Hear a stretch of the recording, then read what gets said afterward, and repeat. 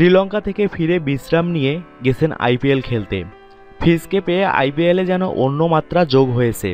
মুম্বাই ইন্ডিয়ান্সের বিপক্ষে বুধবারের ম্যাচের আগে সব আলোচনা এখন তাকে ঘিরেই। ম্যাচটি শুরু হবে বাংলাদেশ সময় রাত 8:30টায়। এর আগে মোস্তাফিজে বুধ হায়দ্রাবাদ জয় করেছেন সবার হৃদয়। মোস্তাফিজকে দলের সঙ্গে পেয়ে হায়দ্রাবাদ কতটা উজ্জীবিত তা তাদের ফেসবুক পেজ দেখলেই বোঝা যায়। সাতক্ষীরার তরুণ 55 মাত্রই ফেসবুকে ঘটা করে বিষয়টি জানিয়ে দেওয়া হয়েছে। ক্রিকইনফো তাদের ম্যাচ প্রিভিউতে মোস্তাফিজকে নিয়েই বেশি আলোচনা করেছে। ভিডিও বিশ্লেষণে অজিত আগারকার তো বলেই দিয়েছেন, মোস্তাফিজ মালিঙ্গার মতোই গুরুত্বপূর্ণ। ফিজকে ছাড়াই আইপিএলে দুর্দান্ত শুরু করেছে সানরাইজার্স হায়দ্রাবাদ। টানা 2 ম্যাচে জয় পেয়েছে তারা। দলটি উইনিং কম্বিনেশন ভাঙবে কিনা এখন সেটাই প্রশ্ন।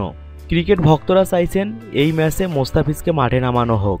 উইনিং কম্বিনেশন ভেঙে মোস্তাফিজকে খেলানো উচিত কিনা এই প্রশ্ন সামনে রেখে ক্রিকইনফো একটি জরিপ চালিয়েছে, আর সেখানে পাঠকরা ঝাঁপিয়ে পড়েছে মোস্তাফিজের দিকে। 85.86% মানুষ মোস্তাফিজকে বুধবার ম্যাচে দেখতে চান। গতবার বাংলাদেশি পেসারের কল্যাণেই শিরোপা ঘরে তোলে হায়দ্রাবাদ। 6.9 ইকোনমি রেটে 17 উইকেট নেন মোস্তাফিজ। পুরো টুর্নামেন্টে 61 ওভার বল করে 421 রান খরচ করেন। মুম্বাইয়ের বিপক্ষে হায়দ্রাবাদের রেকর্ড সুখকর।